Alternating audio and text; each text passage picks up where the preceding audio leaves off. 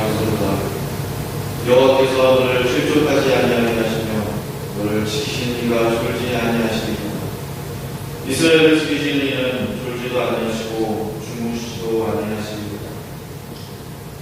여호와님 아버지 감사합니다. 시간이 아침에 새벽에 단잠을 깨워주시고 주의 전에 나와서 주님 앞에 기도할 수 있는 은혜를 주셔서 감사합니다. 이 새벽에 하나님 앞에 마땅히 기도하고 알아야 될 기도의 제목들을 생각나게 해주시고 마음의 기도의 영을 부어주셔서 하나님 앞에 믿음을 가지고 기도하며 나아갈 때에 하나님의 놀라운 응답을 하는 귀한 이 새벽에 되게 하여 주셔서 주님 이 시간을 축복하여 주시고 성령님 주장하여 주시옵기만을 원합니다. 예수님의 이름으로 기도하였습니다.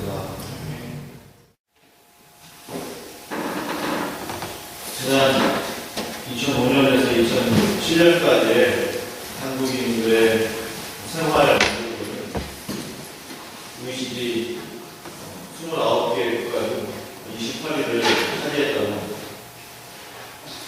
한국인의 자살률 역시 거의 1, 2위를 갖고 있습니다. 특히나 최근 한국 여성들의 자살률은 OECD 국가 중 1위를 계속해서 연이어 차지하고 있습니다. 참으로 안타까운 일이 아닐 수가 없는 것이죠. 우리의 딸들, 우리의 젊은 중고등학생들, 우리의 청년들, 우리 어머니들, 우리의 할머니들이 그런 극단적인 방법을 사용해서 생을 마감하고 있는 것입니다. 자살 초기단계 우울증에 시달리는 사람들이 우리 주변에 너무나도 많이 있는 것을 보게 되는 것이죠. 그 우울증이 점점 심각해지면서 자살로까지 이어지게 되는 것입니다. 그 우울증의 단계에 있을 때 치료가 이루어지거나 어떤 그런 의학적인 방법이 동원됐을 때 그로부터 자유할 수 있게 되고 자살까지 가지 않게 막을 수 있게 된다고 하는 것입니다. 자살을 한 사람들의 수단은 참으로 다양합니다. 어떠한 가정의 가장은 재정적인 어려움을 견디다 못해서 아이들과 함께 온 가족을 데리고 죽음을 선택합니다. 보증금 2천만 원에 월세 70만 원에 집을 산 그 가장은 초등학생과 중학생을 자녀로 두고 있었습니다. 그 아이들은 무슨 죄가 있으며 어떤 잘못이 있습니까? 단지 어머니가 그렇게 하기 때문에 아무것도 모르는 그 두 형제는 그 자살에, 동반 자살에 같이 할 수밖에 없었던 것이죠.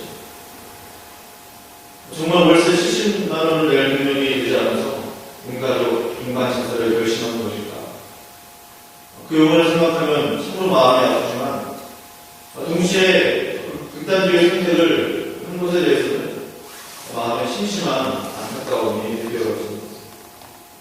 지난 10월 22일에 방송되었던 그것이 알고 싶다에서는 자살하는 사람들에 대해 그리고 남겨진 유가족들에 대한 사연들이 당연히 되었습니다. 어느 아주머니 이야기가 마음에 남습니다. 그분 식당에서 일하시다가 상하게 일하 못해 6살과 4살 되는 그 아들과 함께 동반 자살을 기도합니다. 안타깝게도 그 아주머니는 죽고 아들 두 형제는 극적으로 살아난 내용을 접할 수가 있었습니다. 연탄불을 방 안에서 피워놓고 아들 둘과 함께 자살을 기도했던 것이죠. 극적으로 살아난 남자 아이들이 병원에서 치료를 받고 있는 장면이 첫 장면으로 나오기 시작했습니다. 6살 된 큰아이가 아프다 하면서 신음하면서 우는 소리가 참으로 제 마음을 아프게 했습니다. 한쪽 다리가 어떻게 됐는지 모르지만 괴사 상태에 일이 시작했기 때문에 괴사가 시작되면 다리를 잘라내야 된다. 그래서 큰아이의 한쪽 다리가 큰 붕대로 감겨져 있었고 이제 수술을 못 할 거라고 그런 의사 이야기를 듣게 되었습니다. 도대체 그 아이는 무슨 잘못이 있길래 그런 고통을 받아야만 하는가. 자신들을 두고 자살한 엄마를 저들이 나중에 어떻게 이해할 수 있을까 하는 많은 안타까움이 밀려왔습니다. 사실 전문가들에 의하면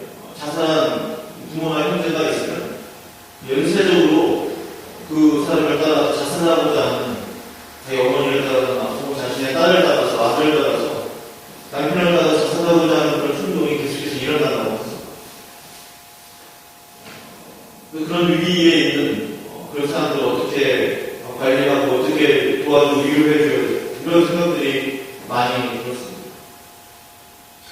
또 어떤 여자분은 이혼한 남편이 자신에게 3천만 원이라는 빚을 떠맡기게 되었고 그 빚 독촉으로 인해서 스스로 강물에 몸을 던진 안타까운 사연을 보게 되었습니다.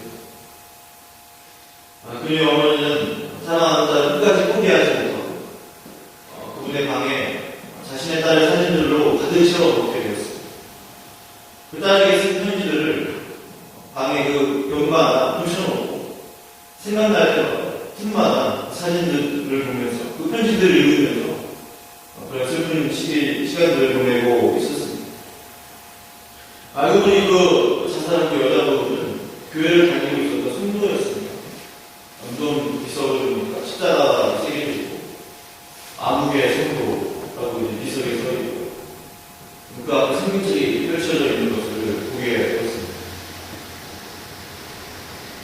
제가 이 프로그램들의 사연들을 보면서 느끼게 된 고통점들이 있었습니다.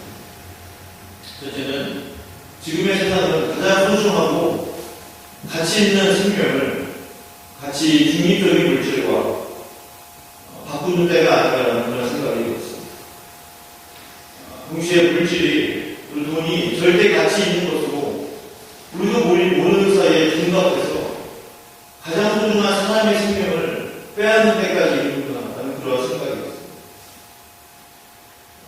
돈이 악한 것도 돈이 온전히 선한 것도 아닌 가치 중립적인 돈을 잘 사용하면 너무나도 선한 일에 하나님의 영광을 위해서 사용되어지고 잘못 사용되어지면 수천 명, 수만 명이 정말 죽음을 향해 갈 수밖에 없고 돈이라는 것이 정말 가치 중립적인 것인데 최대의 가치가 있는 것으로 절대 가치가 있는 것으로 둔갑해서 사람의 생명과 맞바꾸는구나 라는 그런 생각이 들었습니다.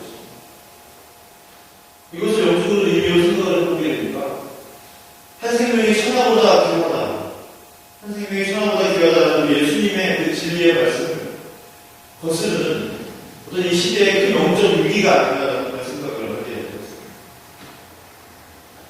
둘째는 우리 너무 마음이 약해져 버리지 않았나라는 그런 생각을 들었습니다. 위기와 어려움을 극복할 수 있는 정신력과 의지력이 너무도 많이 약해져 있는 그런 시대가 아닌가라는 생각을 하는 것이죠. 이 부분은 저 역시도 스스로 인정하면서 공감하는 그런 부분입니다. 다음 분명과 문화가 발달하면서 경제가 성장하면서 너무 편하게, 너무 따뜻하게, 너무 풍성하게 우리가 먹고 마시고 지내다 보니까 정신적으로도 육체적으로도 나약해져 버리고 있는 우리의 모습, 그리고 제 스스로의 모습을 돌아보게 되는 것입니다.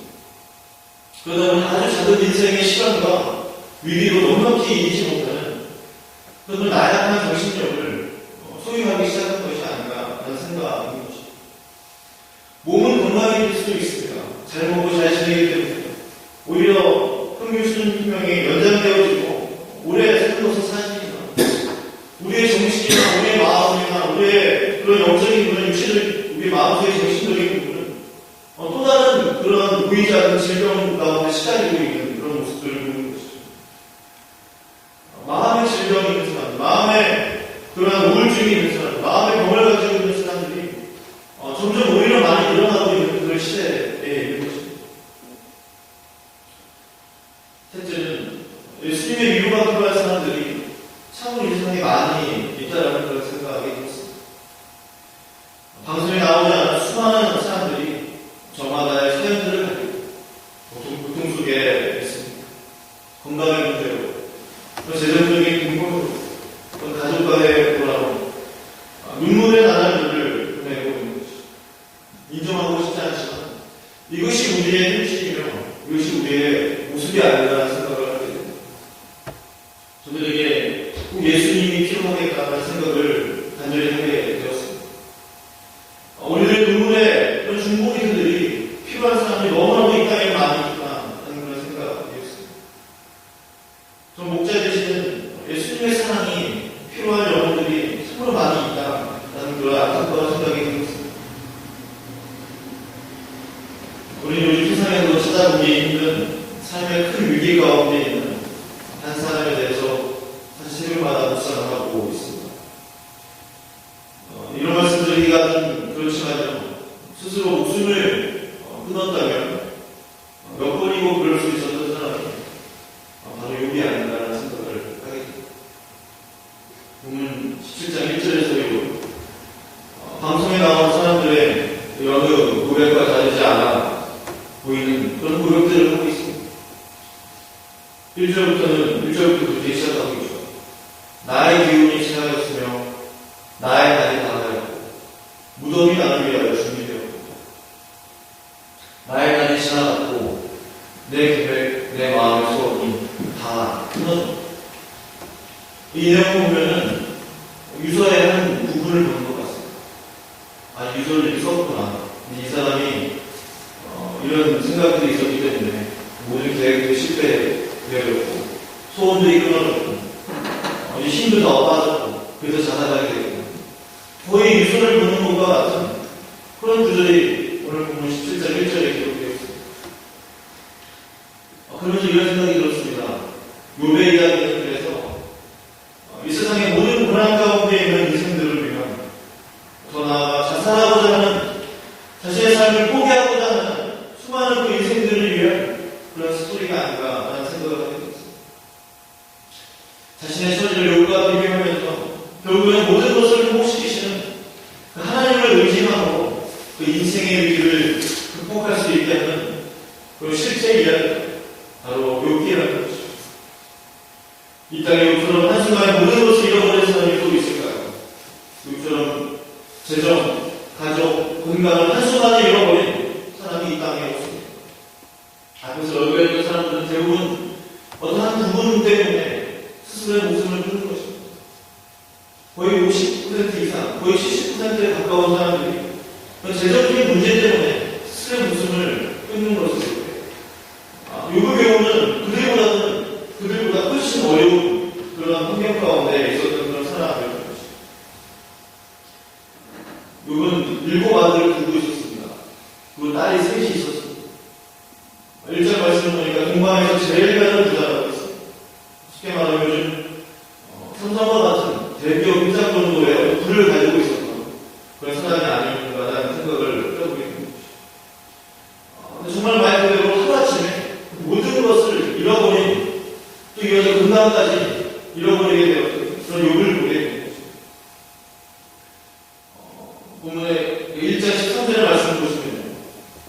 다른 욥의 자녀들이 그 마자들의 집에서 음식을 먹으며 포도주를 마실 때 사환이 욥에게 와서 말하되 손은 밭을 갈고 나귀는 그 곁에서 꿀을 먹는데 스바 사람이 갑자기 일러 그것들을 빼앗고 칼로 종들을 주변하여 남한으로 피하였으므로 주인께 아래로 왔네. 16절을 보면요. 그가 아직 말하는 동안에 또 한 사람이 와서 말해. 17절에도 그가 아직 말하는 동안에 또 한 사람이 와서 말해. 18절에도 그가 아직 말하는 동안에 또 한 사람이 와서 말해. 무슨 말씀입니까? 하루아침에 아니 거의 동시다발적으로 쓰나미와 같은 엄청난 그 인생의 위기들이 욥에게 한순간에 밀려왔던 거죠.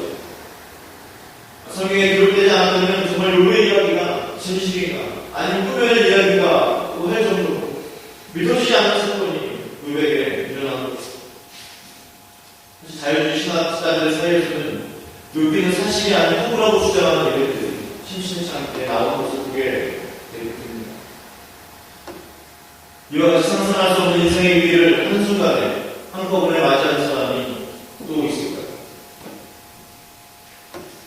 이 세상에는 수없이 많은 욥과 같은 사람들이 있습니다. 욥처럼 지금 이 순간에도 잠 못 이루며 새벽까지 눈으로 밤을 지새고 한숨을 내쉬고 우울증에 시달리고 자살을 결심하고 있는 그런 수많은 사람들이 우리 주변에 곳곳에 있습니다. 우리는 그 욥들을 찾아내야 합니다. 우리는 그 욥들을 만나야 합니다. 하나님 나에게 욥들을 보내주십시오. 내가 저들을 만날 수 있는 데 해주십시오. 그들을 위로할 수 있는 마음을 주십시오. 메마르고 굶주리고 지쳐있고 사랑받지 못했고 우울증에 시달리고 그 주님의 잃어버린 양들을 만날 수 있게 해주십시오. 그래서 욥의 그 새 친구들처럼 욥을 비방하고 정죄하고 판단하는 것이 아니라 오히려 그들을 안아주고 그들의 눈물을 닦아주고 편견의 시선으로 바라보는 것이 아니라 희망 대신 예수님을 소개하는 그런 제가 되기를 원한다. 그런 기도들이 필요할 줄 압니다. 사실 우리 예수님은 욥과 같은 이들을 위해서 이 땅에 오셨다라고 성경은 말씀하고 있습니다.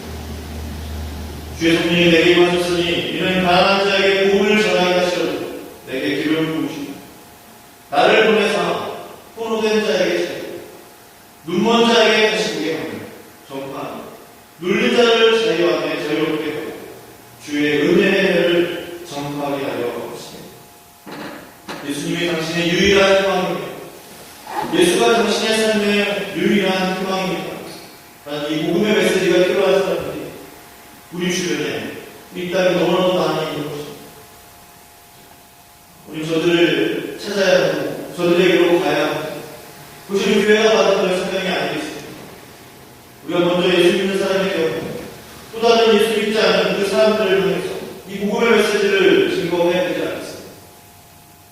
우리 주변에 이과 같은 사람이 없습니다. 그분들을 위해서 기도하시는 저와 선생님들이 되기를 원하는 것입니다. 저들의 눈물을 닦아주기를 원하는 것입니다. 저들의 마음 아픈 사연들을 들어주기를 원하는 것입니다. 그 은혜가 이 새벽에 넘치기를 주의 이름으로 간절히 축원합니다. 기도하시겠습니다. 하나님 아버지, 그렇습니다. 욥의 모습을 볼 때에 그가 지금 거의 삶을 이제 마감하려고 하는 사람과 같이 이제 삶의 낙을 이제 완전히 잃어버린 사람과 같이 내가 이제 무덤으로 들어가겠다. 내가 이제 삶을 마감하겠더라고. 이제 무덤이 나의 친구고 무덤이가 나의 어머니가 되었다라고 하는 그 고백을 보면서 그의 인생이 정말 이제 막바지 이런 것을 보게 됩니다. 하나님 아버지, 욥과 같이 인생의 위기 가운데 있는 수많은 사람들과 여러분들이 있는 것을 보게 됩니다. 지금 이 순간에도 고통 가운데 있는 우울증에 시달리고 부모를 잃은 그런 자녀들을 보면서 그런 자녀를 잃은 그 부모들의 눈물을 보면서 정말 저들에게 예수 그리스도의 사랑이 필요하지 않는가라는 생각을 다시 한번 이 새벽에 하게 됩니다. 우리의 눈을 들어서 이제 우리 자신만의 문제지만 정말 우리의 기도를 올려야 될 것이 아니라 우리의 눈을 들어 예수님의 눈물이 있는 곳에 우리의 눈물을 흘리기를 원합니다. 예수님의 마음과 예수님의 관심이 있는 곳에 우리의 관심을 쏟기를 원합니다. 이 새벽에 그런 은혜가 우리 가운데 있기를 원합니다. 감사하며 드리며